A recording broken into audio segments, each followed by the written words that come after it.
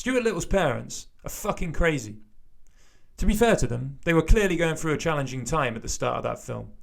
It seems after having their first son, George, they were unable to conceive another. So, like a lot of couples in their situation, they made the decision to adopt.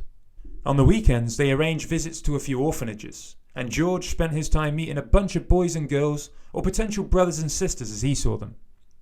Of course, ultimately, it was his parents whom had the casting vote, and they were really visibly excited to introduce George to his new little sibling. "Meet your brother, Stuart," I think his dad rather arrogantly declared.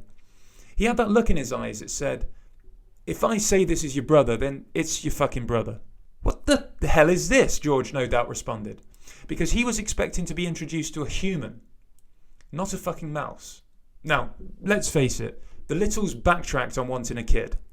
That's why George didn't get a real brother or sister. For months, possibly years, they'd been teasing George with the prospect of a brother or sister, seriously believing that one day George would have a human sibling.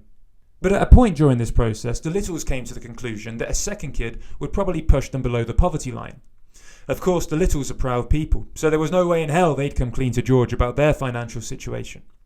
Instead, they thought it would be a good idea to severely limit George's emotional and intellectual development by believing there was no difference between a real human brother and a pet mouse.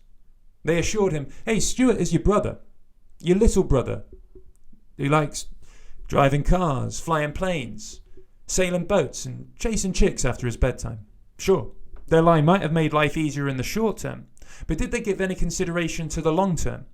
I mean, relative to the lifespan of an ordinary human, Stuart Little had that aging disease, progeria, the one where your body ages at a much faster rate than it should. Because on the surface, Stuart seemed okay for a time. And you can see that in the 2 films they made about him. Now, a few of you might be saying, "Hang on, James, they made 3 Stuart Little films." But you'd be forgetting that the 3rd film was animated.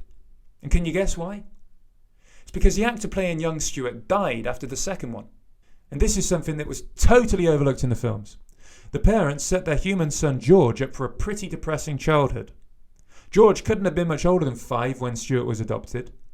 By the time he turned 8, he would have already buried his younger brother of old age.